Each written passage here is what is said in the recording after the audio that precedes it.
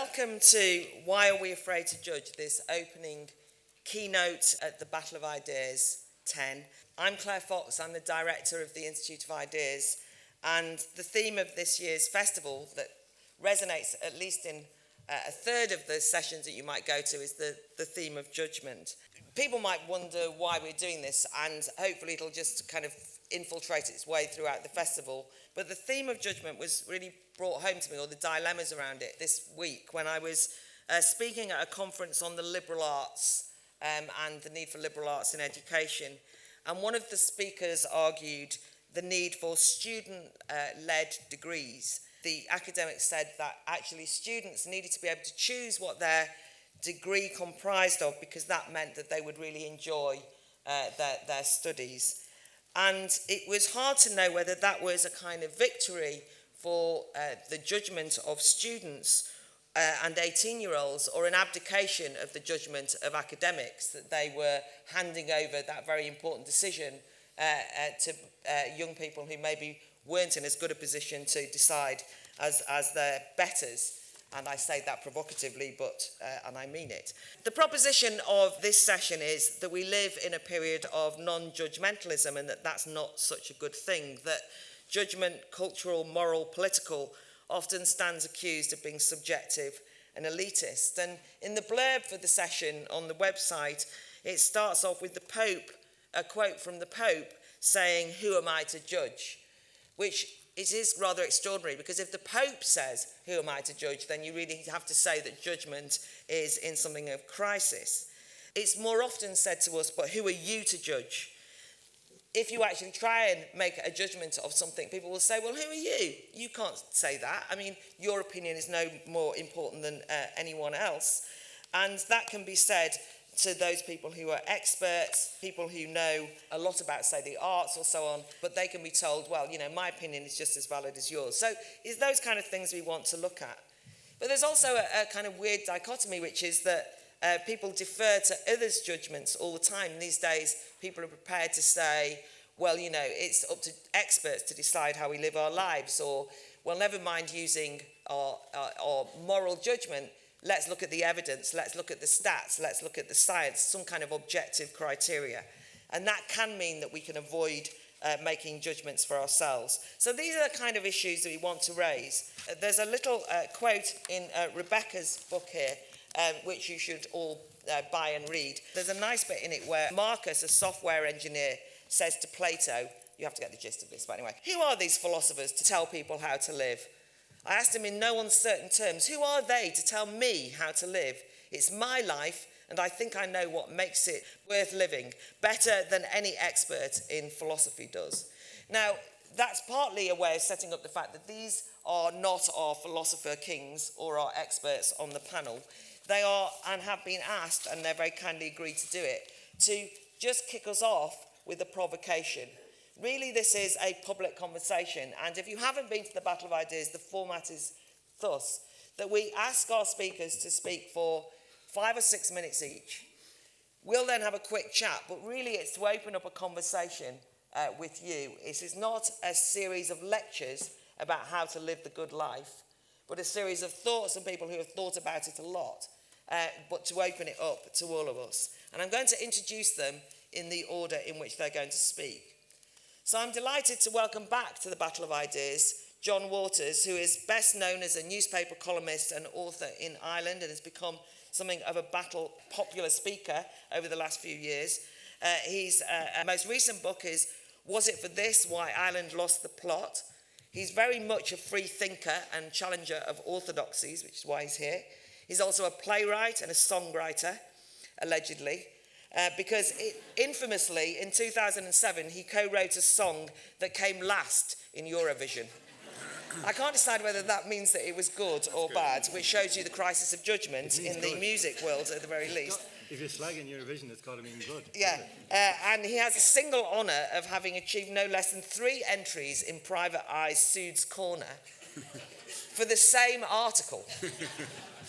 In 2004 in The Guardian, but it was an article that gave a plea for U2 to call it a day for the love of God. So you can see what kind of character he is. Can we give him a warm welcome, please? Thank you.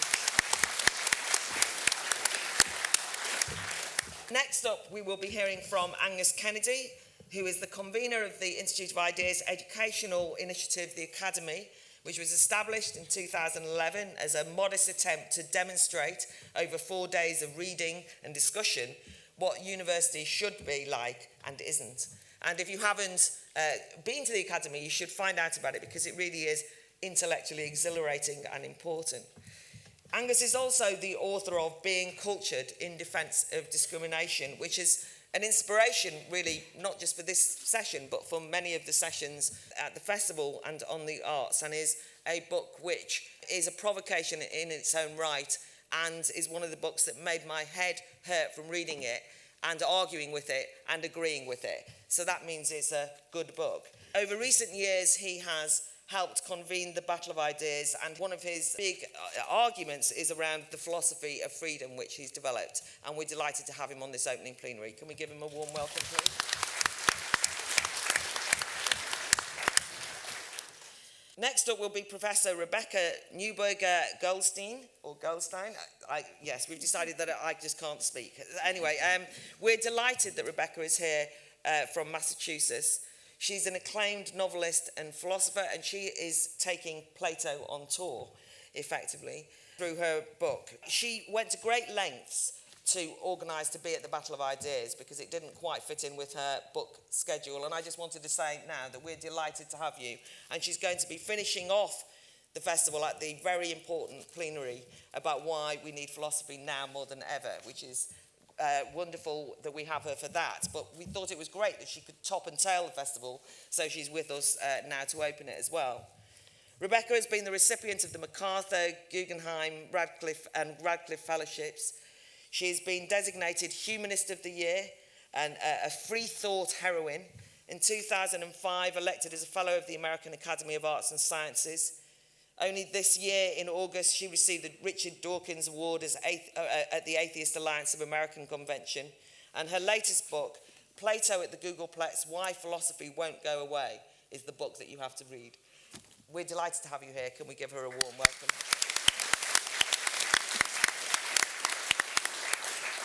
And last but not least is Paul Morley, acclaimed English music journalist. Many of us have known him as a regular and often the most insightful of guests on BBC's review show, which in a matter of poor judgment, the BBC have obviously closed down because it was one of their better shows.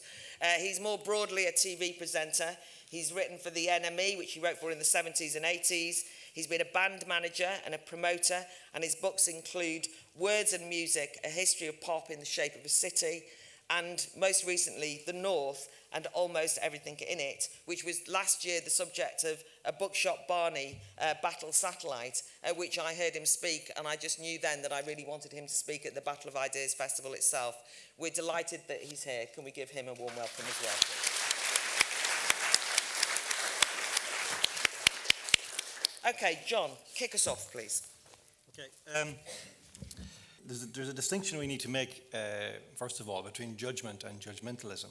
I think very often we confuse the two. I think there's lots of judgmentalism around, and judgmentalism is a different thing to judgment. Judgment is a process which is, I believe, embedded in the human person, a capacity to look deeply into things, into anything, whether it's a piece of music or a moral idea. And judgmentalism is simply something else. It's importing a judgment from elsewhere because that judgment kind of put you in tune with the common mentality, with conventional society. I think that's on the increase, and true judgment is on the decrease because of the kind of culture we're generating. I want to nail one thing about Pope Francis and this question of who am I to judge. I'm sorry to say that my colleagues in the media have somewhat distorted what he said on that occasion, because he was actually talking about a specific case and a specific man, Monsignor Rica. He was asked a particular question about this priest and his past life, and he simply said that, well, if the man has repented and been forgiven for his sins by Christ, who am I to judge? So he wasn't making a broader statement, although, and in a way that kind of is part of what we're talking about, because we're constantly being told of the necessity to be non-judgmental and that non-judgmentalism is a good thing. And in a certain sense, I personally believe it is a good thing for me. It's a good thing if I can live the kind of life I want to live and be completely free to do what I want to do. But you can't actually have a non-judgmental society, because if everybody else does that, my life will be hell. So I'm really against that in other people. But I'm in favour of total freedom for myself and a little bit less freedom for you, if you don't mind. So that's the first thing. The second thing is, there is something here. What is judgment? When we compare something, it's a comparison. There's something in us. When we hear a piece of music, when you hear a song and it hits you and you think it's this incredible song. And so it's saying something to you. You've already heard it in a certain sense. It resonates. It's a kind of a nostalgia that it triggers off in you, a memory or something. There's certainly a comparison, but comparison with what? You haven't heard it before, or have you? And it seems to be a great, great song, but it's never a perfect song. There's something in you that tells you, if you were writing this song, if you could write songs, you would write it better than this. But it'll do. It's okay. It's good. And you like to listen to it. Maybe precisely because all the time you hear it, each time you hear that perfect version or some pre-echo of that perfect version. So there's a judgment all the time in everything you hear, which is to measure against something else. And I believe that thing is a measure of perfection, a measure of an infinite perfection, which is a kind of a long, long line, an infinite line, obviously. And the kind of comparison that we make, I think very often we think, if I hear a great song, and more this is true, we kind of assume that it's kind of up there, maybe up to sort of 99 points on the Richter scale of perfection. But in fact, it's probably only, in the 0000. So our sense of perfection is unlimited. And we have a minor kind of sense, measurable, which sounds great. So that we kind of have all this kind of language now that we use. And it's become more and more prevalent, like the word, in an era when God has kind of been sort of eliminated, the phrase, oh my God, has acquired a new significance. We kind of say, oh my God. And that actually itself is an attempt to measure to sort of reflect a kind of an intensity, moving towards infinity. The great text on judgment in our time is this book, I believe, Hannah Arendt, Eichmann in Jerusalem, because she sets out at a time when, before maybe all of these kind of things really became cultural, she sets out the basic conditions in the Eichmann trial in 63, I think it was. So she talks about the court, she talks about Eichmann, she talks about the condition that was put on trial. She talks about what was missed, what was kind of not judged, what was misjudged. And she believes that Eichmann was misjudged, not because he wasn't innocent. He wasn't innocent, she never said that, but that he was judged for the wrong things. And, of course, he was guilty of something, of lots of stuff, but he wasn't guilty of what he was being indicted for. In other words, he had never killed anybody. He had never ordered anybody to be killed, yet he had been engaged in the mass transportation of Jews and was in that sense wholly guilty.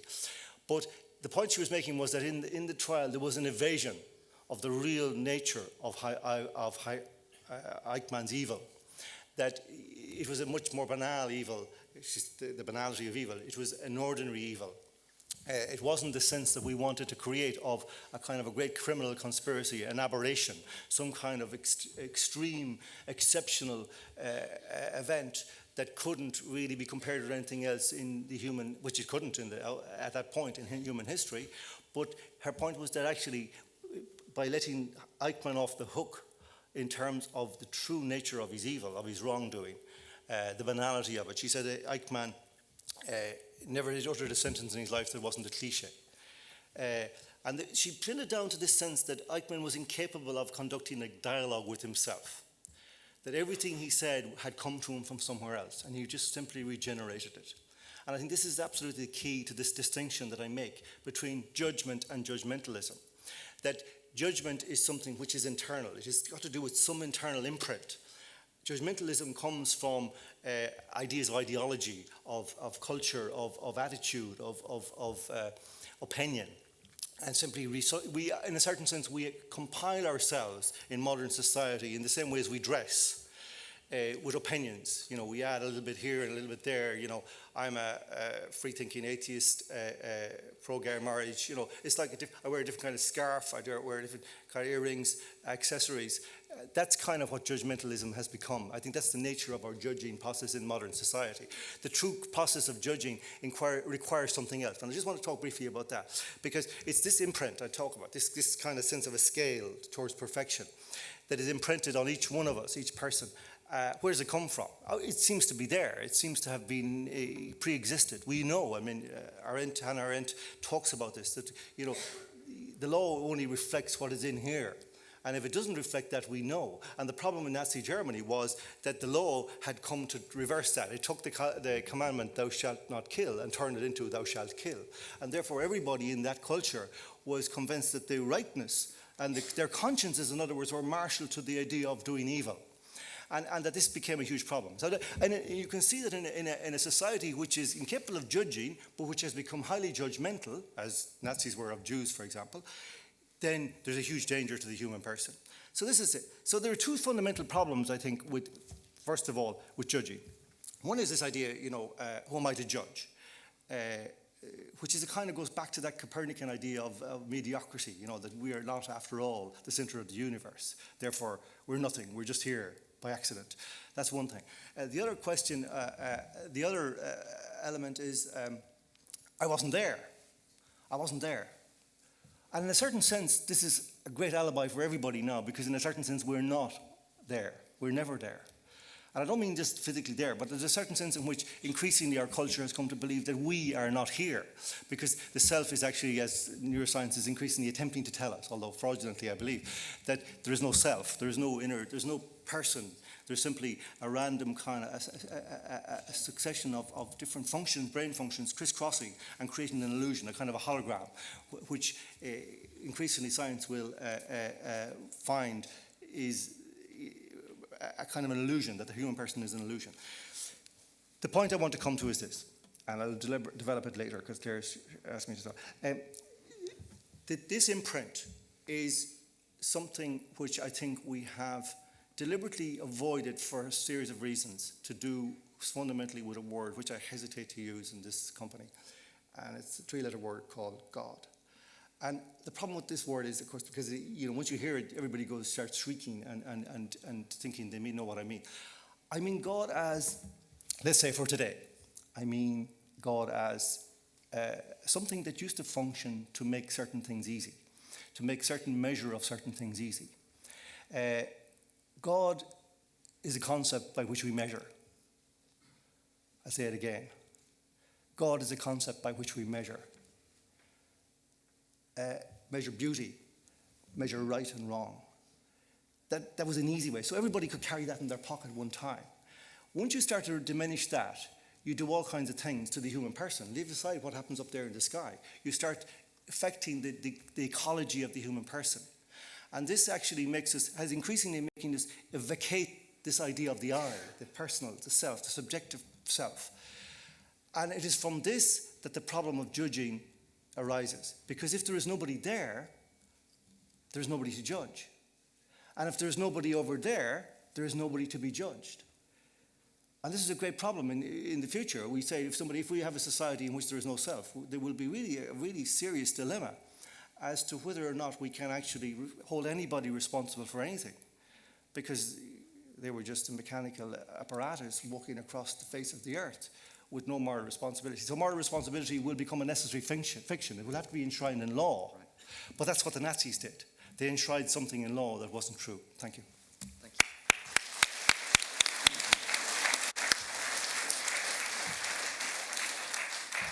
Thanks, John. Plenty on the table there to come back on. Not just the God question, but the vacation of self. Loads of interesting ideas on the table now.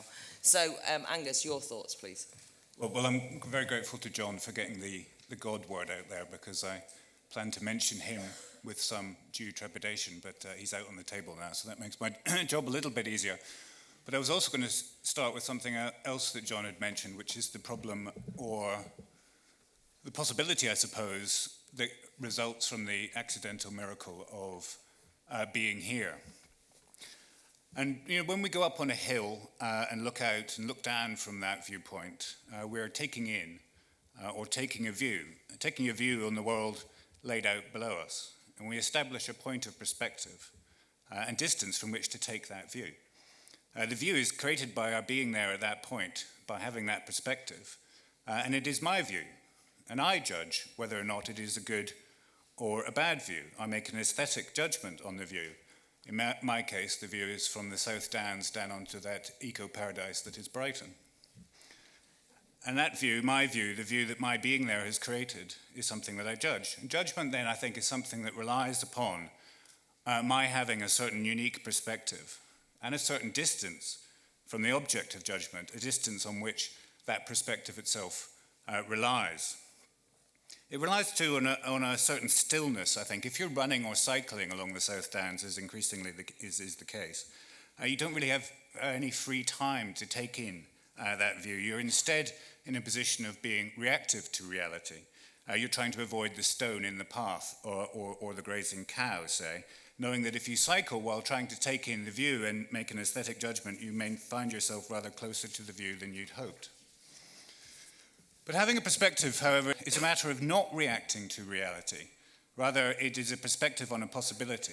It's a creative relationship to the world in which judgment, in order to be judgment, has to be underpinned by a freedom to judge this way or that way. And if judgment lacked that freedom, as in the case of the necessity of avoiding the stone to avoid injury, then judgment would be determined and lack the character of a judgment, which we know, say, in the law, can go for or against you, for good or for ill. I suppose this week's example of what happens if we lack that freedom to judge is Judy Finnegan and her comments, her judgment on the Ched Evans rape case. And she and her family have been slammed and trolled for her comment that the rape was non-violent and that he had served his time.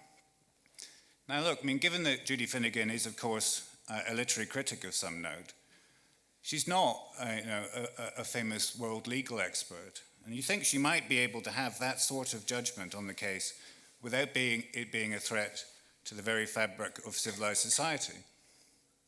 But no, the view that rape is one of those areas of life now that is beyond judgment. It's interesting to note that the judgment of the law itself and the reaction to the Finnegan comments is what's being condemned. That legal judgment was not that Evans should never be allowed to work again. Sadly, Finnegan has been forced to apologise for having an opinion that doesn't fit the new post-feminist orthodoxy. And it's that underpinning of judgment by freedom, I think, that we recognise when we speak of divine judgment, the ability to play God, to judge as one sees fit. God's judgment, of course, is absolute, because his freedom is absolute. Our judgment is always relative and constrained, no doubt, but it is not determined. When we take a God's eye view on the world from the top of the hill, or when we stand in front of a beautiful picture, or listen to a piece of music, we feel that freedom in us to respond to the view or to the work of art, and to judge it. It almost demands that response from us. And judgment seems to lie in that relationship between a free subject and the object it regards. So for Aristotle, the capacity of right judgment, phronesis, was a key capacity of man in that it captured the ability of human subjects to determine what was good in terms of a mean relative to oneself, to one's own perspective. But in times when we are less sure maybe or less confident in our subjectivity, in our ability to make good judgments, or what amounts to the same thing, less confident of our freedom, then the balance of judgment in society, I think, starts to shift. From being determined by discriminating subjects to being determined instead by objects. Rather than the subject determining the object, we look to the object to determine the subject. Reality maps out our choices rather than we stamp them on the world. We do not so much spin webs, but find ourselves caught in webs not of our own choosing. Now, an example might be scientific prescription. Salt in just these exact quantities meets the requirements of a body's health, this much and no more. Instead, rather, of one adding salt to one's food to one's own taste. An example from the arts could be that the worth of a picture is determined not by its beauty, but rather by what it is about. This, then, is a bad picture if you're a feminist artistic critic. It's a bad picture because it portrays a woman in a domestic situation. or this is a bad picture because it shows a man in armor on horseback, instead of being something that would be judged by a connoisseur of fine art. And an example maybe from the political sphere, not that there's much in the way of good judgment on display in those areas these days, but an example might be found in the ongoing debate about immigration. And often the liberal defense of immigration is that immigrants are good for the economy. Well, so would slavery be good for the economy in the short to medium term, at least, but that doesn't make it a good thing either.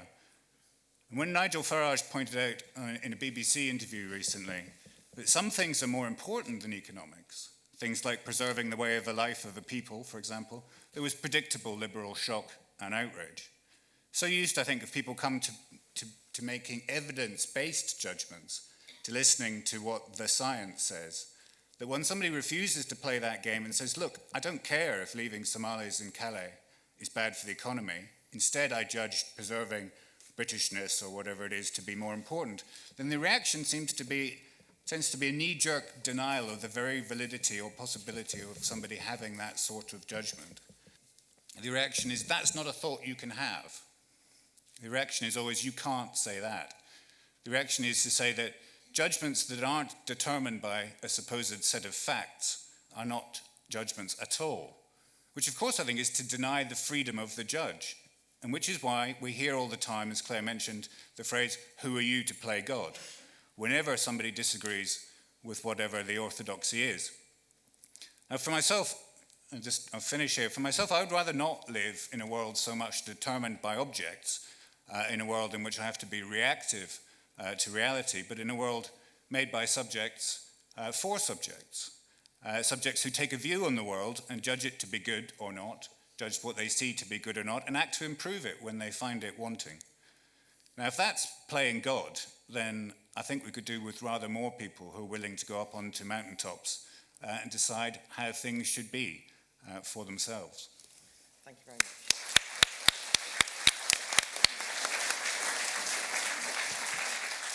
Thanks very much, Angus. Certainly lots of provocation again, but also introducing an important theme of this, which is also about things like aesthetic judgment, because one of the areas that this comes up a lot is in relation to music criticism, art criticism, and so on. So it's a kind of wide panoply that we're looking at here, but that was very useful, and we'll come back to some of the themes. Okay, Rebecca, your thoughts, please. Thank you. So I wish that there were actually more fear of judgment than there is, if in fact that fear came out of was an acknowledgement of how difficult and what a responsibility it is to judge. You've brought up aesthetics, and morality is what I really want to to concentrate on here, although I've got things to say about both, and maybe we can come back to aesthetics later. I would want to argue, as any good Platonist would, that there are objective grounds for making both aesthetic judgments and for me, far more consequential moral judgments. Just briefly about aesthetics, to me, it seems that first and foremost, we want to produce a kind of experience, a rich aesthetic experience. Nabokov says, how can you tell that you're in the grip of an aesthetic experience? It's because the hairs on the back of your neck stand up, sort of hirsute salute, right? That he didn't say that, I said that, that's but it sounds Nabokov. And that there's a kind of experience that pulls you out of yourself. There's a kind of attention, and attention is very, very important here. An attention that pulls you out of yourself. The philosophers often spoke of this attention as a disinterested kind of attention. That is your painful attention to something that doesn't revolve around yourself, and it is in fact, the self is sometimes obliterated. When you're in the midst of this kind of experience, you can lose sense of the passage of time. It's very enjoyable. It's a very pleasurable thing. This could give us some grounds, this kind of attention. Oh, and I should also say that, it could give us some grounds for talking about better and worse works of art. How intense is the aesthetic experience? Does it repay your attention? Is it true that the more attention you pay to this work, the more experience you're going to have, and so you come back to it. A great novel is not a novel that you get a pleasure from the first time you read it. You get pleasure the second and the third and the fourth time that you read it. So every year, for example, I reread Proust, and every year there's more pleasure to be gotten from it. So there's something there, some grounds, and maybe we could even, find some neuroscience description of what's going on when that kind of attention is being paid. There are some who have argued, Kant, for example, argued that this kind of aesthetic disinterestedness has a lot to do with the moral point of view, because the moral point of view also demands of us that we place ourselves in perspective, that it's not all self-interested, that it is a somewhat selfless point of view. I would say that there are affinities between these, basically what I just said, but I think that's about as far as it goes. I don't think that the aesthetic kind of experience is necessary or is sufficient for the moral point of view. I've known some great artists who were real bastards, right? They clearly could produce that experience. They knew what it took. It did not make them moral creatures, because morality has to do with our own interests, our own what we want versus other people in the world. So, but I think that there are objective grounds there too. And I did want to say this whole God thing, the three-letter word has been mentioned, and certainly in Western civilization, the notion of God has gripped our normative judgment, but it's, I think, for very, very deep reasons. One of them being that, the thought that God cares so much about everything that we do confers a great sense of mattering on our lives. I was brought up very religious, clearly, having just gotten the Richard Dawkins Award. I'm no longer. I know what it's like to radically change your mind about these issues. But I was brought up to think, if I took a little nibble of a Hostess Twinkie, these little cupcakes that were very desirable to me in my youth, that God Almighty, the Lord of the hosts, would actually take note and disapprove and remember that I had nibbled on a Hostess Twinkie. It's terrifying, but it certainly confers a great sense of mattering. You cosmically matter to the master of the universe. I don't think that this is, I think that this is a false view, and that it is a kind of almost a normative narcotic, that it's very addictive, that we've been addicted to. But at that point in history, when this Abrahamic vision of what it is that grounds morality and what makes each of us matter was being proposed, there was also some different thoughts going on. I mean, there was Confucianism and Taoism and Hinduism and Buddhism. They all kind of emerged at the same moment of time. The philosopher Karl Jaspers calls this the axial age, because I call it the normative explosion, because all of these normative systems kind of resonate out into our own age, including the thing that the Greeks were propounding, which was not a normative system based on theism, not at all.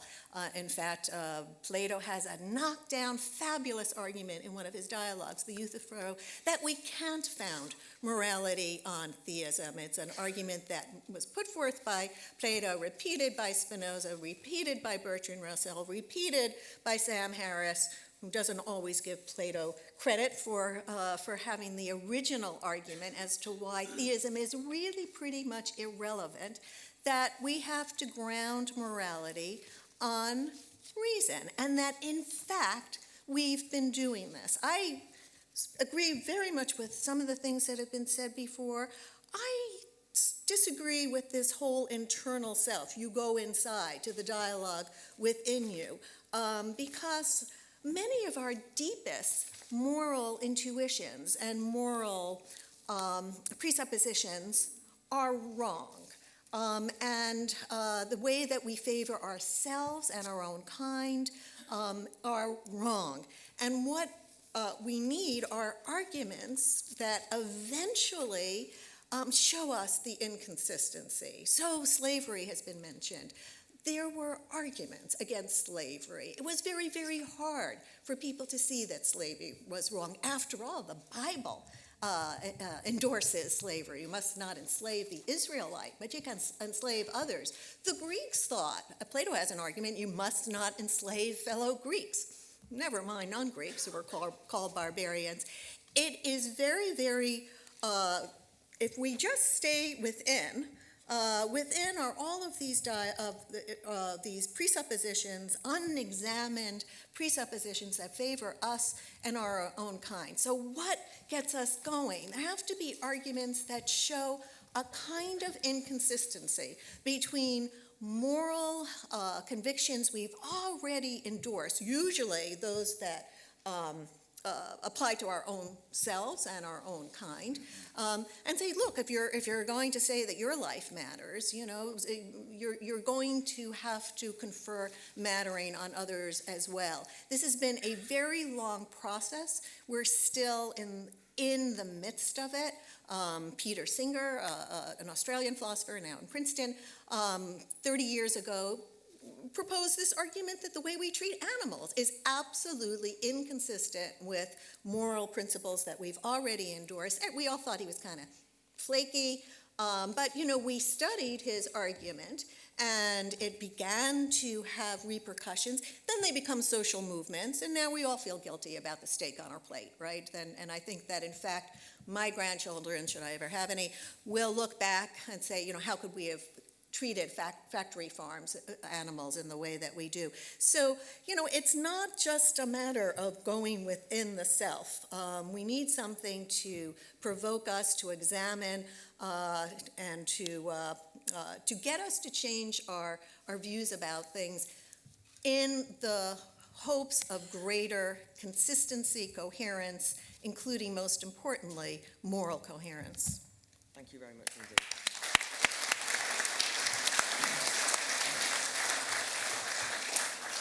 Thank you, that was really interesting, and although I'll never look at the steak on my plate and feel anything other than desire, the key question there in terms of whether these things come from inside or outside, what that actually means, whether outside doesn't necessarily mean a set of rules, whether inside is actually reliable or too self-orientated, those I think are key questions for the weekend as well, but very key for this discussion. So, Paul, as a critic and as an observer on this, your thoughts, please. Well, I feel a bit like the Neil Patrick Harris character in Gone Girl now, that I've slightly wandered in from the wrong movie. May well end up with my throat being slit, but we'll see. I am going to view this very much as a critic. It's a 20th century construct in my way of thinking. I was a critic in the 20th century. And I took it very seriously, the idea of being a critic, as I started when I was in my teens. I took it very seriously. And my heroes in the world of criticism were the great gods of critics. Your Charles Baudelaire's, your Marshall McLuhan's, your Deleuze's. I really took it seriously that the role of the critic was an important element in the construction of reality that perhaps began with the artist. It needed, or the musician, it needed the greater context that the critic gave to to what was happening, interpreting it, explaining it, amplifying it, relocating it in a way, giving it a different kind of meaning. For me, the critic had poetic aspirations, and I took that very seriously. And oddly enough, as I've got older, I've become more interested in the very idea of being a critic, as much as these days it's a little bit like banging away at horseshoes while everyone's driving around in cars. Because the role of the critic as a kind of elitist, if you like, who do you think you are? It's sort of been supplanted, it's been replaced, obviously, by everybody becoming a kind of critic. The criticism that has sort of replaced my idea of what a critic was is very much just about liking something. I like this, I don't like that. It's part of the process that has reduced the meaning of the music that I used to promote, extravagantly celebrate, love and adore in the late 70s and early 80s into a kind of meaningless mush where everything is now exactly the same because the context has gone. Once the context goes, then there's no difference really between Cheryl Cole and Bob Dylan. Because if you don't have the amplification, the insight, the surrounding elements that enters into the world and hits people's imagination and creates communities, then it's meaningless signals, and it's definitely a case that it's lost its context. And of course, what tends to happen at panels like this, and it often happens when I do these kind of talks, is first of all, there's that awful sense of, oh God, a crisis, another crisis, a crisis in criticism. And there's been a crisis in criticism, I think, for a good, probably 2 centuries actually, but recently that's picked up speed.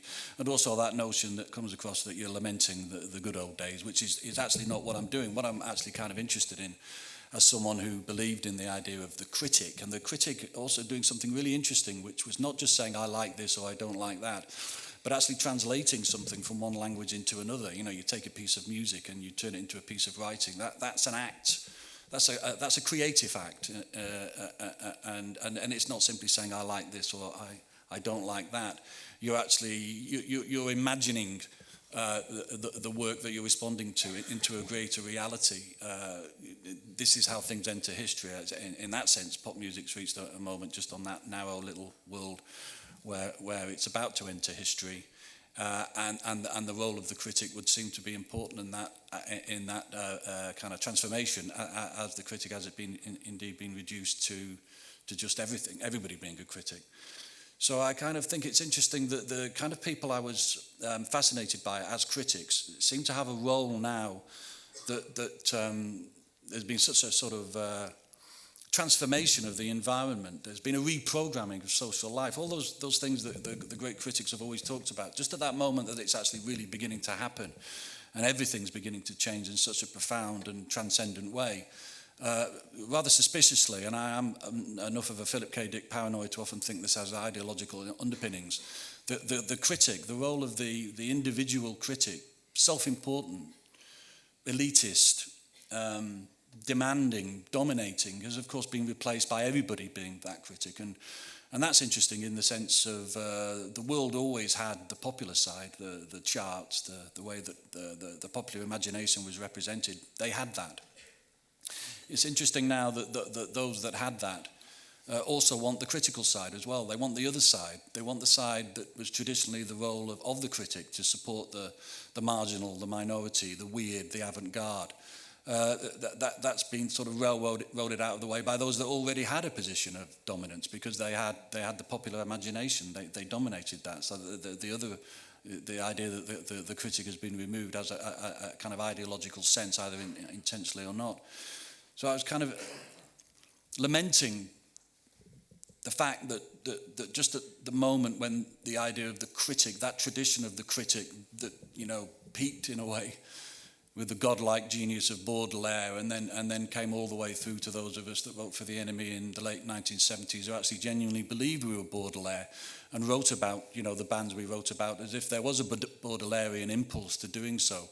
That kind of critic has gone at the moment when it's most needed, when that kind of diagnosis, that kind of interpretation, defining things, imagining things, constructing things, The idea that everyone seems to have a voice, seems to be saying things, but it's a very passive voice. It's everybody's become familiar with everything, which creates a kind of weird comfort zone. At the moment, we should be the most alert, and the critic was traditionally always the most alert in a kind of society. So, I mean, that's why I felt a little bit like Neil Patrick Harris coming in, from the wrong film. Just that sense that maybe that's not what judgment actually is. But I always held it to be true. Even if I was reviewing, a minor pop group, I felt that the fact that I was reading into it something maybe over-subtle, over-sophisticated, over-nuanced, in fact represented a greater truth, that there was a greater truth, and that it was the role of the critic to find that greater truth. And that puts reality itself in context, and it puts, what is happening to reality at the moment in context. The critic, for me, at the very best, doesn't just say, I like this, I don't like that. They actually put things into context, whether that's a 3-minute pop single or reality itself. And that involves making a series of judgments. And at the moment, it is interesting as a critic. Why my role has been replaced is that I've been replaced by what I call the underneathers, the commenters, who, if I have an opinion and an idea, which is a tender thing, an idea takes many, many years to unfold and become itself, it's immediately ripped apart by those that assume that the critic, I mean, for me, the critic is as skillful as a surgeon. So it is quite interesting when you try and apply an act of surgery, that the underneathers, the commenters, kind of come in and basically just lop off a leg when you've actually been trying very, very hard to save the leg. And again, of course, that implies elitism, condescension. Who do I think I am to be that one person? And that seems to be what really upsets the underneathers. But there is a reason why you believe in yourself as a critic, and it isn't simply to give something 4 out of 5 stars.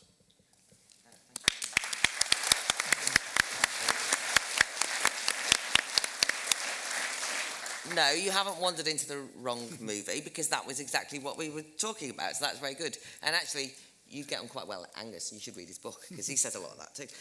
That was actually a very good reflection. No, that's actually a very good reflection, I think, on some of the problems, and it's entirely to say, as you've just pointed out, that it's not to go the good old days, but because something's happened, and something's going on, and so that's quite important. Well, it's to say, what is the good old future going to be? Indeed. Couple of strands before I go out, quick.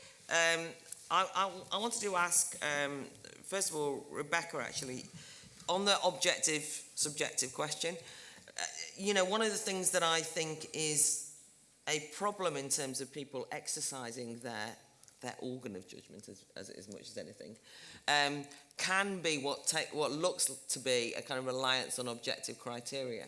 And this is particularly true if you want in the tension sometimes between philosophy and science, for example. So we will say, well, and even just to use a more banal example in education, which is that you can no longer read an essay anymore as an educator and say that's a kind of A minus. There's a kind of criteria, a set of 40 things that you have to tick boxes. And this, if they get 35, they get an A. If they get, even though you're reading something that only ticks 7 boxes and you know it's an A, and another time something that ticks 39 out of 40 boxes and you know it's rubbish and it's a C. But you're not allowed to say that because that's you being subjective. So is there a danger in the way we understand that look outside to objective criteria of actually making judgment redundant and so on? Right. Yeah. I mean, to say that there really are some objective criteria here in both aesthetics, but in morality as well, in ethics as well, is not to say that we are good at telling when we're being objective. We're very, very bad at that. And that's why we need one another. That's why I think the internal dialogue is not the way to go.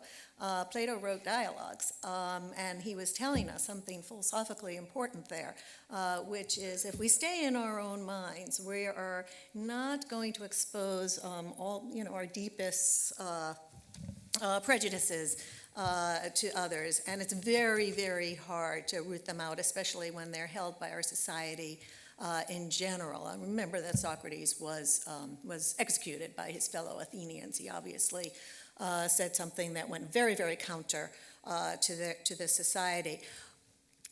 There is a kind of false objectivity right now that's being promoted in the name of science. I think that scientific evidence always has to be taken into account. Whatever our best theories of the moment are telling us about the nature of the world, of ourselves, our brains, us and the world, is all evidence, is all fodder. It all has to be, I have no tolerance, I have to say, for philosophers who don't keep abreast of the latest things in science. But there are a lot of questions that are outside of the domain of science, including, what's the importance of science? Is science telling us what's true? Is science eliminating the self because we can't find that self on the neuroscientific basis? And that itself is not something that science can answer for us. That requires a different kind of reason, a different kind of intelligence. I'd call it philosophical intelligence. Okay, great. Angus wants to come in, and then I'm going to come to John. I'm not sure about the sort of inability to look within and get the right answer on moral judgments. I mean, I think the Greeks were pretty sure that slavery was bad, at least for themselves. And they could look within to work that out on the basis of right reason alone. And I'm just not quite so comfortable with, or not as qualified to easily dismiss sort of Kantian morality. But I am quite sure that he said something interesting about aesthetics as well. And I think that's not an objective area. I think Paul's really right about the sort of validity of criticism, that it's not objective and it's not subjective. It's not universal, but it's representative. I mean, it's a faculty of the human imagination put into the widest context that you can place around it. That's where Kant must be right about aesthetics. It's a certain denial of egoism that's involved in taste, because to get to a good aesthetic judgment, you're trying to take into account everybody else's view, and there's a certain historical representation there. And it's a faculty of the human imagination. That's why the playing God thing, I think, is really important, and what, John, you were saying about the measure out to infinite perfection. Because, Rebecca, sometimes you seem to be taking God too seriously, but also not seriously enough. The ability to play God seems to me a faculty of the human imagination, and we want lots of that. Trying to be objective is to say, what would God say, or this is God's point of view. It's a metaphor. Physicists use this all the time. Einstein used this language all the time, and so did Stephen Hawking at the end of A Brief History of Time. And both of them had to go back and correct the false impression that they really were theists. This is a kind of metaphor for objectivity, the God talk. John, I wanted to actually just go on to Angus looking down and kind of God question as well. It's not even to get, but I do think that one of the interesting issues for me is that in some ways religion denies your ability to make judgment because it does it for you. I mean, strictly speaking, you could say that 10 commandments, you just do what you're told. There's a kind of objective that therefore you can sort of blame the objective. I have to do this because I have to follow a certain. I just finished reading in McCune's book, the Children's Act, and it's how do you work this out if you're following this kind of prescriptive path, and that actually man should put herself in the place of God, and that's a very different question. Yeah. But on the other hand, there does seem to be a crisis of judgment in the absence of something that's more meaningful than biology. So if you could play around with that. Well, okay. I think that, just very briefly to answer this question, to start with, the headline in relation to this religion thing, I mean, I do think that was true in the way everything in religion is reduced for public consumption, for mass consumption. But when you actually take the rule and go into it, generally speaking, in my experience, even though I am determined to continue breaking the rule, I can always see the logic of the rule when I get there, right? But there was a case in Ireland, this kind of case comes up very frequently, but I remember this particular one because I wrote about it, and of the particular circumstances. A young boy who was, in a vegetative state, or they said, the hospital said, in a hospital on a life support machine, was the subject of a court proceeding in Ireland. And his parents wanted to take the child away to America or Japan or someplace, I can't remember, for a treatment which they believed gave him a chance. The hospital he was a ward of court, and the hospital were effectively his parents, for legal purposes, wanted to simply switch off the machine. Now the judge, who's a decent, compassionate, man, and not a bad judge, he said two things which I found extraordinary. One was that he said he had to put himself in the position of this boy, and on the other, he had to listen to the evidence. And the evidence, such as it was entirely from so-called experts, who were the doctors representing the hospital who wanted to turn off the machine. And so much of his judgment comprised, statements from these doctors. And yet he was claiming to put himself in the position of the boy. Now, I don't think it's actually possible for him to put himself in the position of the boy. I wouldn't be able to do that myself. I think the grave danger is that I might put myself in the situation of somebody unable to look at the boy. And that's a really dangerous thing for a judge to be. And I think that's where we can, this idea of the objective and the subjective. What is it? What is it? Obviously, there is only one locus of decision making, and that is the self, the subjective person. Ultimately, the judge is in here, and the buck stops somewhere at some deep part of the human person. Whether you're talking about music, whether you're talking about morals, it doesn't matter. Now, you process, obviously, all kinds of information to do that. That's the point. But you are working against some kind of idealized notion of what is right, what is wrong, what is good, what is bad, what is beautiful, what is ugly, and so on. And so ultimately, what we're talking about, and I know the God thing, can become highly distracting. It's a terrible word. I mean, if I could come up with a different word, I would. But really, we're talking about first causes. That the things which happened before we knew anything, the things which happened before the point at which we began to know things about.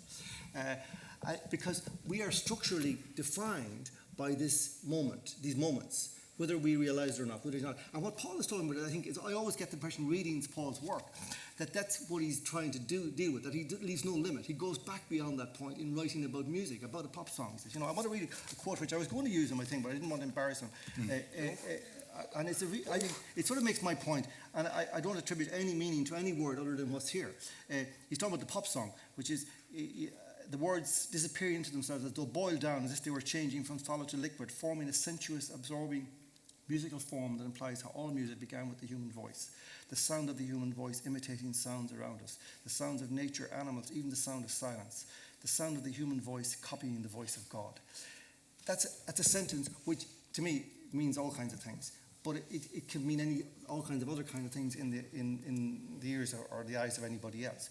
But that's kind of what we are leaving out if we try to build a construct devoid of this first causes idea. Because we build an air. Even if we start with the Greeks, we're building an air. Sorry, I know I'm being rude now, but I'm just going to say, right. Paul, and then I'm out. And then I'll start with Angus first when I come back. So, Paul, I just wanted to ask you, because one of the things that I don't understand myself about all of this is, on the one hand, I'm very wary about experts making decisions on my behalf. Yeah. I'm using the introduction, the kind of ban of smoking, she says with her cigarettes in hand, ban of smoking in parks, but the kind of the bossy experts who come and tell you, and the abdication of judgment as a consequence. And yet, on the other hand, I utterly defend, say, for example, criticism as against kind of opinion bloggers. And it seems to me that everyone's got an opinion, but but I don't want to hear them all, to be honest. And there are some opinions that are more important than others. So but I don't know, but I feel like I'm contradicting myself. Any thoughts? Yeah, well, I mean, that's the whole point, isn't it? That it is full of contradictions. And I mean, it was interesting just reading out that little bit of stuff that apparently I once wrote. I imagine that now going into a mainstream media newspaper, and underneath my skin will be flailed off. Yeah. I would be burnt at the stake, you know. When I had ideas, and all the people I love had ideas before this particular period in history, which I think is really important to consider because it is a complete transformation of everything. You had ideas. I mean, I always thought of the critic and the judge being quite a private thing and very antisocial, as you probably have noticed from my behaviour lately. Is that the notion that somehow this new social world of communities and sharing and the conversation, which absolutely tears me apart every time it comes up on Sky News or The One Show or Newsnight, the conversation. It's something I never thought be thinking about either. The idea of return to the godlike elitist, to even an A&R man, for God's sake. You know, most pop music now, you realise what's wrong with it. It's actually not finished because there's no ridiculous. We used to think they were fascistic and awful, and we built a whole independent movement against the idea of the record industry. But you suddenly realise it's part of a greater need, a greater kind of series of things that everything has to go through to actually have real worth, other than it just being, and it just being the same as everything else. Mm-hmm. So I'm also surprised to find myself, using this language, which sometimes has the worst people imaginable coming up to me and patting me on the back and saying they agree with me, and I'm thinking, oh my God, what have I become?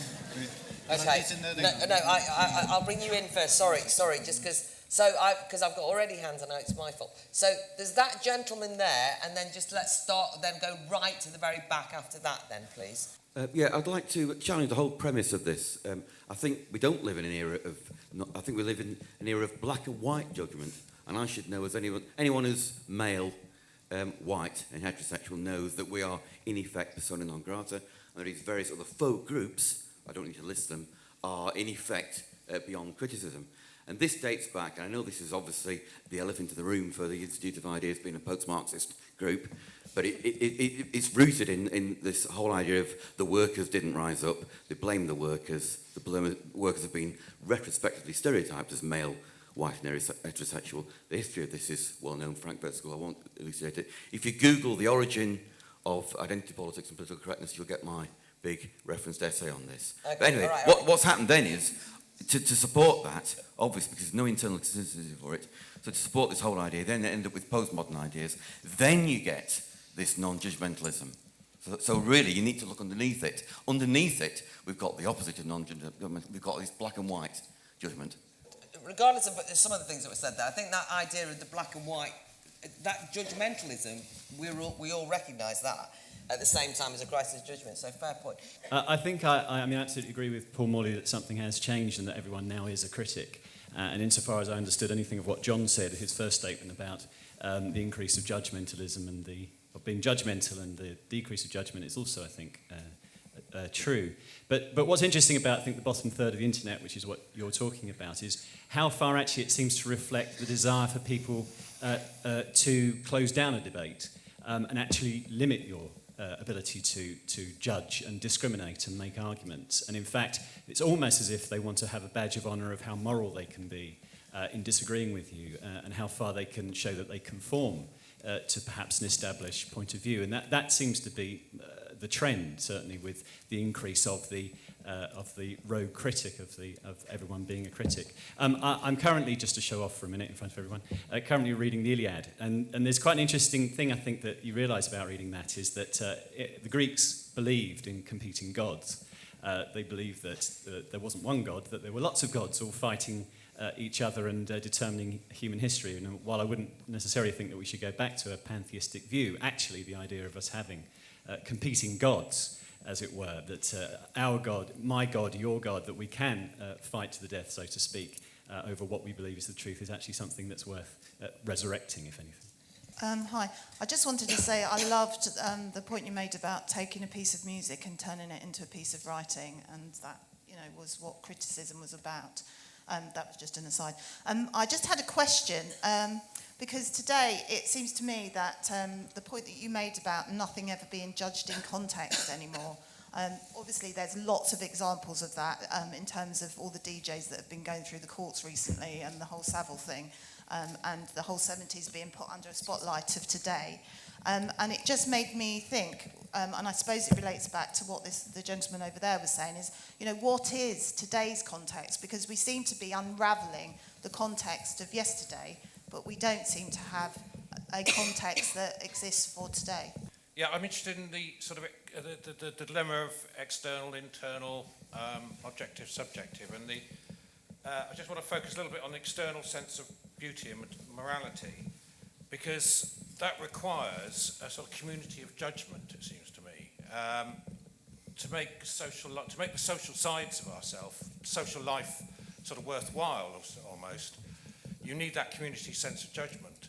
So that implies and you need it because you want a subjective transcendence, a sort of breaking, what you called about being pulled out of your everyday experience, Rebecca. You know, you want to be pulled out of your everyday experience. You want, you know, your desire is to be transcend, isn't it? So, how do you get there? How do you get that when you've got this community judgment? Well, you need critics. You need people that you can listen to. You need people that you can follow and relate to. So it seems to me that's where the role of judgment as a critic is. And I just wonder whether the panel see that sort of sense of transcendence leading and a sense of being led as part of that mix. It's a comment really for Paul. I was just thinking about your view on the role of the critic, and you know, if you really think about sort of the beginnings of criticism, particularly I'm interested in literary criticism, that critics from Speak slightly more. sorry, Yeah, Dr. Johnson to Leavis actually did have a fairly disconnected view and were coming from quite a specific sort of position, and that I would argue, rather than there being a crisis in criticism, I mean, I know you're particularly talking about the music industry, but in cultural criticism generally, the sort of movements of the last 20, 30 years, I would say have made those things richer and fuller in terms of issues of class or gender or post-colonial criticism. So I was just wondering about what areas you saw the crisis occurring, really, and that whether you don't see any value in those newer movements rather than the kind of classic critic that tends towards canonicity and a very sort of slightly idiosyncratic view of culture very often. Okay, so Rebecca made an appeal to scientific evidence and how it can inform debates like this and philosophical debates, and sort of scientific evidence has been notably absent from the conversation, and I would just move that that's an important part of the discussion, I think, informing the discussion. One of the things that we've learned, and there are many nuanced and interesting ideas from psychology, but if we've learned nothing else, we've learned that the human brain, the human mind to an extent, is judgmental by design. We didn't evolve to become philosopher kings, we evolved to survive. And so deep deliberation is computationally extraordinarily expensive.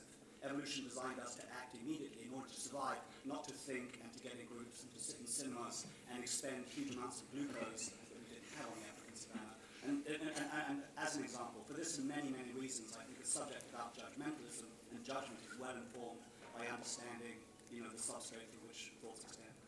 Okay, thank you. Angus, pick anything up.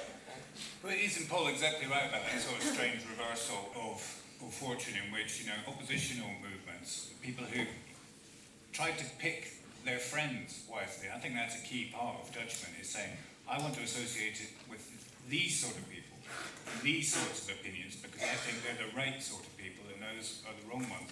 When that goes, you do end up with this sort of world of indifference to each other, which I think is the greatest problem of non-judgmentalism. It's the mush that Paul's talking about. You fall into that world in which we don't matter to each other, except perhaps as you know, molecules and glucose. And you do get into this very weird change of bedfellows where, you know, Rebecca was tortured with religious prescription against eating cupcakes. Not that I've found that in the Bible, but today's health police say don't eat the Hostess Twinkie because it's bad for your glucose levels, and they're absolutely, maybe even more intolerant than the religious tradition of a certain amount of self-denial and abstinence. And we get into this thing where the conversation idea, get everybody in, everybody agree, eclipses judgment, eclipses human subjectivity, eclipses real difference of opinion, right? And it's through that conflict that judgments matter on the world, I think. They're representative, as I'm arguing. They don't have objective validity, but you try, Kant's phrase, to woo the consent of as many right-minded people as you can, and you determine that. And you know, sometimes you're right. The representative word I throw in and emphasize because it should rightly remind us of the process of democracy, right, as well. Representative and common sense, relying on common sense, is a very important part of tradition, which precludes the role of the expert, the Socrates, the moral expert, who would tell the demos of Athens what was right. And that was profoundly unrepresentative right at the beginning of a tradition. Last thought, I mean, John's point about the difficulty of the God word, exactly. I mean, the best replacement for the God word is freedom. which is man, which is the human subjectivity. That's the replacement for the God word, because the first mover in all this, the prime mover, is human agency. That's what comes first, the possibility of our freedom. That's what underpins the possibility of human judgment. And that's what the whole problem we're dealing with is when we rely too much on so-called expertise, we deny our individual freedom. Okay, thanks. Paul, anything you want to pick up? I think that thing about shutting down a debate argument, the potential for things to uncurl and unfold and develop into something is part of what McLuhan, was always talking about back in the 60s, about the numbing that there often is when these kind of great historic moments happen and the electronic transformations. There's a numbing that goes on because people can't quite cope with the severe alteration there's been to their environment and their conditions. And I think that also goes to the same thing about that thing that at a time like this, it's what's immediately behind us becomes the most vivid, and people are very nostalgic in all sorts of ways for the hardware age, and that transmitting of opinion about that thing that happened with DJs, whether as repulsive as Savile or as irritating as all DJs are anyway, is interesting in terms of the way that things are interpreted without any real sort of development and adjustment and enriching of the fact that we're in a different time, a different space, and we need a new language, new categories, new conditions. And I think in terms of what was said about the development of criticism, I am of course generalizing. I think one of the most important thing a great critic does, which the underneathers, the commenters, I think we had an underneather earlier, I might be wrong, never seen one in person because they never come out in the light. It's quite interesting that. I wanted to set up one of these, and I just wanted to invite all the underneathers that had burnt me to a crisp, and I don't think anybody turned up. But it is interesting, I forgot what I was saying. Oh yeah, in terms of the development of new criticism, absolutely. But isn't it interesting in a really sophisticated times in terms of the technology, the weird obedience that there is to us, the slavery. This is a new form of slavery, the kind of craving almost to subject, yourself to the conditions of being controlled. And I know when I start to use that kind of language, it's usually when I get burnt to a crisp. But it is interesting that just as that's happening, it's very difficult to actually start to talk about those kind of things because the underneathers come in and slit your throat. But I think obviously there are always new, the whole point is the creative urges still exist. One of the depressions I have is that they've not manifested themselves too well in this new world yet. It's filled with nostalgia for the previous worlds. I'm interested in how the creative urges will fit these new worlds. But yes, there is fantastic new kinds of criticism. But it is interesting that the things that are being talked about this week, especially with rape, the Ebola crisis, still seem to be using standards that seem 50, 60 years out of date. And so that the technology has moved on, but not, and it's absorbed everything from the 20th century to use as raw material and as fodder for people to consume. But what hasn't been brought into that world is the great thinking. One thing I thought it was interesting about the community of judgment, because one of the things that it strikes me about the subjective, about moving from being an underneather than having confidence in your own judgment, is that actually what really I think judgment can mean is that you do think, I think this is a great piece of music or a great novel, and I'm not a literary critic or a music critic, but that you actually take responsibility then for trying to persuade others of that. And and therefore you can't just go beyond, I like it, what do you mean, right? And so I think but that requires an atmosphere where you can be shot down because you haven't got any validity for saying it's a great novel because it's a rubbish novel, and other people say no, and you have to take that on board. One of my problems with new criticism that was mentioned about, well, we've now developed, we have more class insight, class insight, gender insight and so on and so forth, is that sometimes these things just get boxed off. So basically, you actually say, well, what about the gender perspective? It's not a requirement that you have to go through everything. You make your criticism and you have to persuade people. You can say, well, you've forgotten to mention the gender thing. You can't say that because you haven't mentioned the gender question or because you haven't gone through or it doesn't take into account post-colonial ideas. They have no more, I don't care. I just want it to be a good piece of criticism and then you'll join in. Because I think that what's happened is that's constrained us. And people feel they can't speak about something because what right have I to say that because I'm not from a post-colonial perspective? And that's been a shutting down aspect that I think has been helpful. I hear what Rebecca said about we need each other to have that dialogue, to cross-examine. The question I'm really interested in is how can we judge more wisely? We live in a very connected world. How do we consolidate very different, many opinions? And, whose judgment do we listen to? Is it the expert, the more vocal, the people who access to speak their minds and be heard? How do we consolidate that and judge more wisely? That's what really interests me. I don't think my point will be as eloquently put as everybody else's, but I'll try. I think it reflects that lady's point and also what you were just saying, is one of the issues with judgment that we're discussing due to the devaluing of expertise. I've heard from nearly all the people on the panel the use of phrases such as the so-called experts, the scientific community, but very little discussion of the scientific method, which is a way of reaching... It's a way of reaching judgments regarding certain real-world situations in which there is a known body of facts and a judgment is possible if, depending on the outcome you're looking for. So I just wondered whether it's difficult that this has become a discussion of judgment, subjective judgment, but it's not actually looking at the value of objective judgment and the methods to reach it. Well, you've certainly got to the heart of one of the things that we think the festival is going to be looking at. I'm actually rather glad that we have gone counterintuitively against the experts myself, but there we go. Yeah, I just want to comment on moral judgment. It seems to me it's okay to make moral judgments, but you need to be very explicit about where you're coming from. And in particular, two bases for your moral judgments. The first will be a kind of metaphysic. I use that word in the broad sense. In other words, your view of reality. What is reality? And that base, it does seem to me, has a degree of objectivity. It can be tested. You can say this view of reality has more substance, consistency, or whatever than this other view of reality. But that's only one base. The other base will be an a priori value judgment.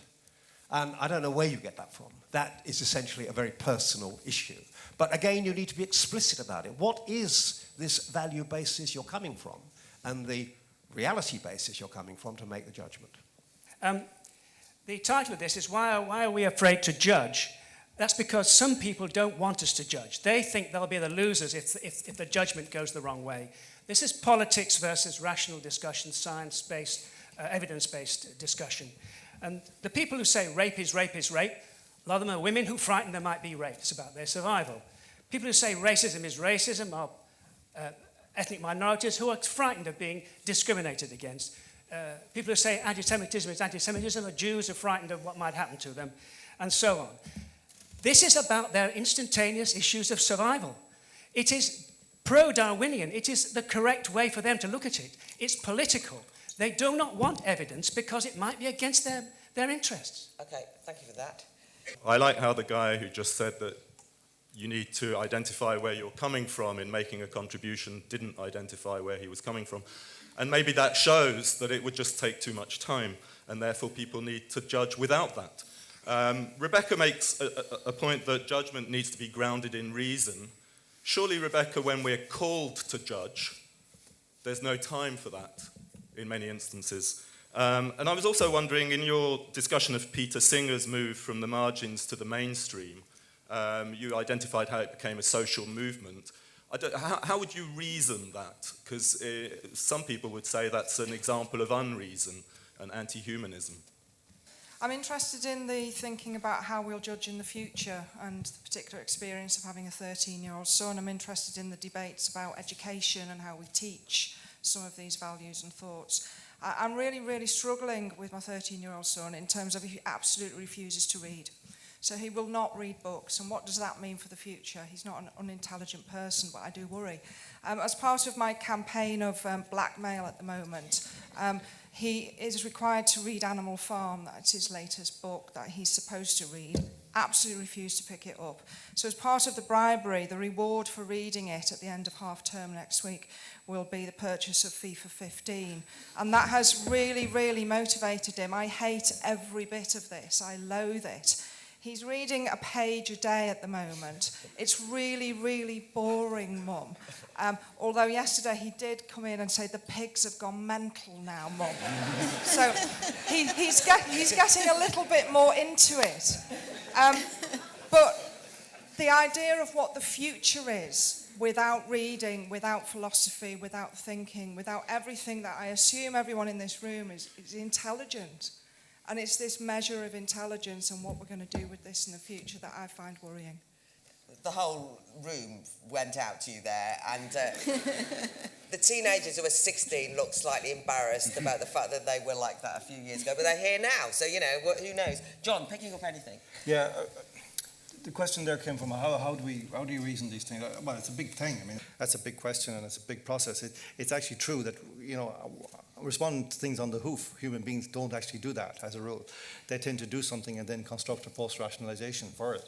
That's not what judgment is. Judgment needs to be something removed, and it's a much slower process. And that's probably where the key to this is, that we've actually, in our faster moving society, lost the capacity to actually have that as a dominant theme, to actually know that you have to do that, you know, you can't just simply, because we are still reacting to the guy who was reacting to somebody else, you know.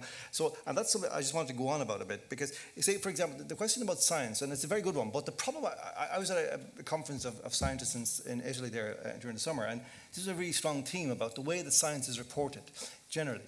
And all the scientists there had a real problem with the fact that the language which they use, which has particular meanings, cannot be translated into a language of the newspaper, of the TV, of the internet.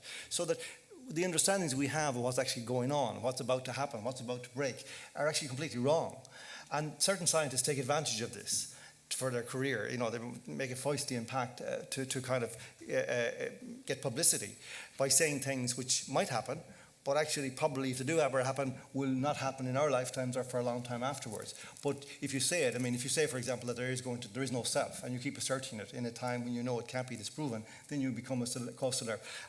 Now, the question of the internet is really interesting, and I think this goes to the whole point of judgment.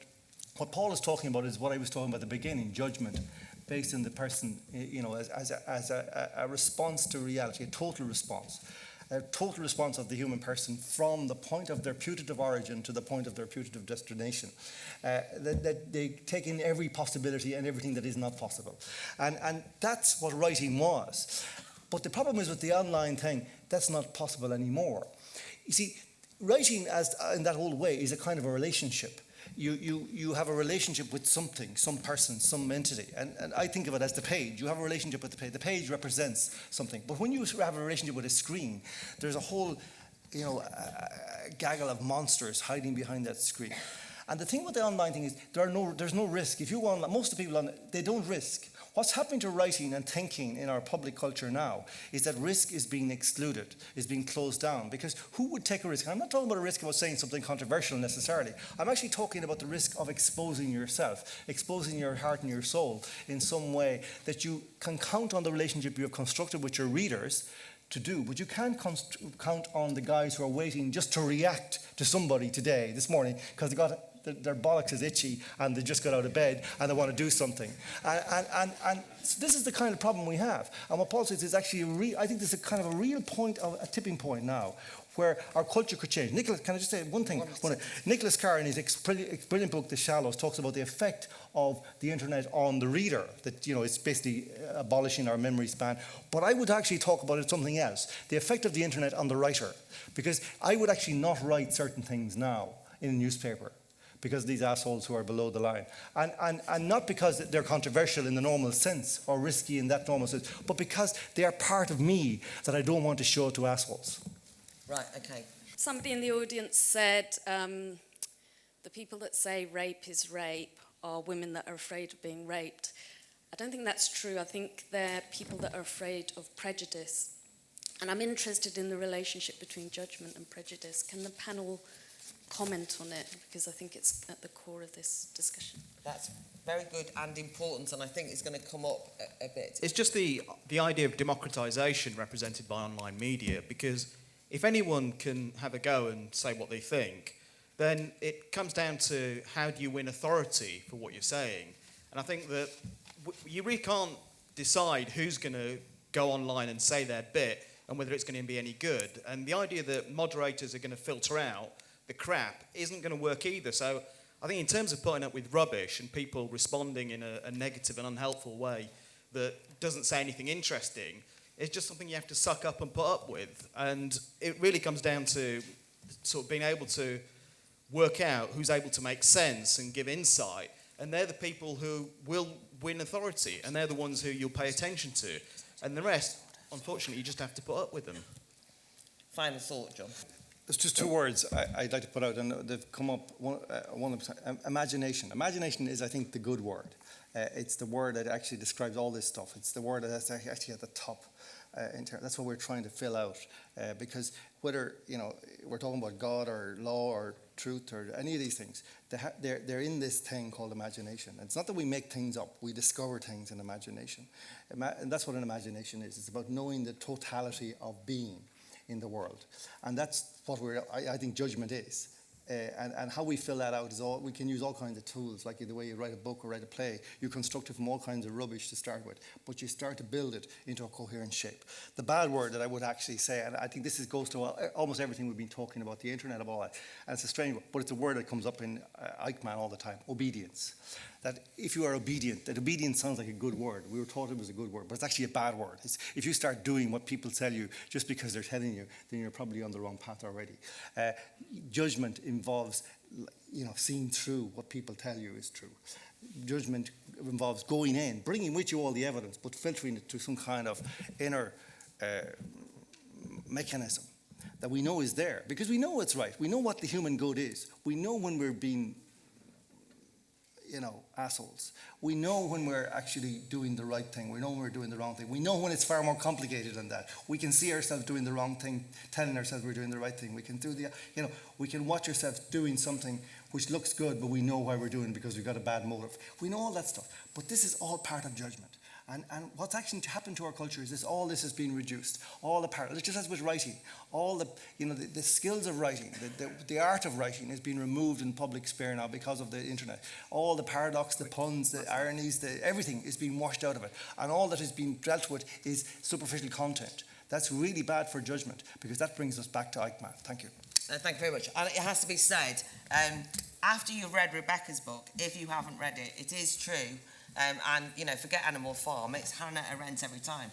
But Eichmann in Jerusalem, this is the book that you should read, and it was to commend John for mentioning it. Okay, Angus, please. I very much agree that nostalgia is quite a bad thing, but all traditions are not necessarily a good thing, and sometimes we could even be a bit more relaxed about prejudice, I think. Prejudgments that you can rely on in times of extremism, in extremists, is a case for reaching back to some of those things and just being a bit more tolerant, I think, of what's too easily dismissed as other people's throwback ideas, or that's not appropriate for the 21st century, don't you know?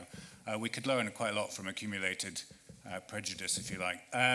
Because I think the really big problem is indifference and that hypersensitivity to other people, that sort of awful game you play is that I know that you're different, but I'm going to pretend that you're not. And it boils down to fear of oneself. The root of the fear of ability to judge today, I think, must rest in a fear of oneself and a fear of one's freedom, a denial to embrace that sort of wonderful accidental miracle of simply the being here that creates a world. So I would sort of end with a call for voluntarism, to get up on mountaintops, make yourself more present in the world, elbow your way into the world, because otherwise, you and your judgment end up not mattering. You risk becoming matter, just a thing that doesn't matter, if you don't embrace your freedom, which enables judgment on the world, even if it has no basis. If freedom has no basis itself, there's nothing underneath it, it does have that scary, slippery, indeterminate quality. But unless you skate on it, unless you stand on mountaintops, you will be ignored. And if you stand on mountaintops, others might too. Thank you very much, Angus. Paul? Well, I guess sometimes it doesn't come down so much as the book versus the audio-visual sort of object. It's still ultimately, which, that might change. We have obviously a sentimentality for the idea of the book. This might be a moment when we disappear into a different sort of metaphor, a different sort of imagination, and it might be creative resistance versus domestication. I mean, at the moment there's domestication. Your son really has been domesticated. He's been enslaved. It's ideological. There's very little opposition to that, very little creative resistance to that at the moment, not least because it is very comforting. But also, as we've been implying, it's very difficult to stand up and start to make an argument, a case against it, whatever, without being torn apart. Hence the confusion that even though we live in an age of everybody being a critic, we have no criticism as such. And for me, and this goes for education, and it goes for just about everything, and I can't believe it's not happening, and I guess somehow we have to make it happen in terms of also what you were saying, we just have to suck it up, which is, for me, possibly the last stage towards a kind of 21st century fascism. So I look forward to that with interest. Or maybe I'll land before that happens, which is another way of thinking about it. But it is awful because, to me, in terms of prejudice as well, this for me, the ultimate act of a great piece of criticism, the opening of minds, the celebration of the imagination, creates the kind of individuals that would not be that kind of prejudice. Those kind of prejudices often come because they have turned away from the imagination. They are very black and white. And I suppose what I'm yearning for in my private, antisocial little corner of the world that I'm hoping will become increasingly anonymous, because of course anonymity is the new fame, is for new categories in education. People taught different things. We're still taught things that come from the 19th century. It seems astounding. Younger people have no interest in these categories and these grooves and these genres and these nostalgic urges that come from another time completely, even before the hardware age, let alone the software age. I want new categories, and I want new categories in the way critics fit in. I don't want to see music criticised the way it is, cinema criticised the way it is, literature criticised the way it is, in the same old boxes. There's new boxes, there's shifts in those boxes, there's new areas that should be talked about. The fact you keep being stopped, being able to develop an argument is a fascinating instance of the modern world. Well, I want to address science. I actually come from a background in science, and I'm a philosopher of science. That's what I do. There are two kinds of questions that really concern us humans, and just about all of us. What is and what matters? These are the two kinds of questions that we want answers to, and that one way or the other, even if it's underdetermined by the evidence, we reach conclusions about. What is those questions? I would argue, although it takes a philosophical argument, I would argue that science is our best way of answering that, because science is this really nifty trick. Took quite a few millennia for it to be worked out. The Greeks didn't have it because they didn't have the notion of experimentation. Science is this fantastic thing that we finally landed on, which is to try to get reality to answer us back when we're getting it wrong. And so we can't just go within. It seems perfectly obvious to us, for example, that simultaneity is absolute. It doesn't matter which frame of reference, moving fast in relationship to each other. You measure simultaneity, you'll get the same answer.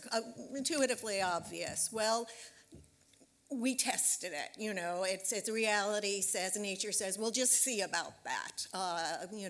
Poof, special relativity, right? And which corrects our intuitions. And so as far as what the answers to what is, look to science, and these are our best answers, including what we are, that we are neuronal activity. But there's also this question of, what matters? Do we matter? If we do premise our own mattering and just find me the person who doesn't, or just find me the person who lives his or her life without assuming that he or she matters, what else is entailed by that? As somebody had said, we're not very good at thinking out the implications of our own attitudes, presuppositions, premises, intuitions. And there, too, we needed a methodology, and there exists such a methodology. And it's taken a lot of work to get where we are. Community of judgment, that can't do it. All of our social progress have come from moral revolutionaries, starting with Socrates, Spinoza, Erasmus, Martin Luther King, Mahatma Gandhi. These were people who went against their society and said, you're getting something wrong. And it did take not just arguments. And the argument against slavery, for example, I used to think it was, look, the Bible condones it. Every place on earth had chattel slavery. And I used to think it was John Locke who first put forth the first argument. Then I thought it was Montesquieu. I've actually traced it back 150 years before Montesquieu, Jean Bodin, who had the first argument. Everybody ignored him, but it was that first argument. Look, the concept of a human being, the notion that you're using to make your own claims on how people should teach you is inconsistent with the notion of slavery. It did take, it took novels, it took songs, it took the emotions, it took a social movement, but reason prevailed because there was an inherent inconsistency there. I know I have to wrap up. I just want to answer one question of Angus. Why was a Hostess Twinkie unkosher? Have you ever heard of the shortening called lard? There we go. Problem solved.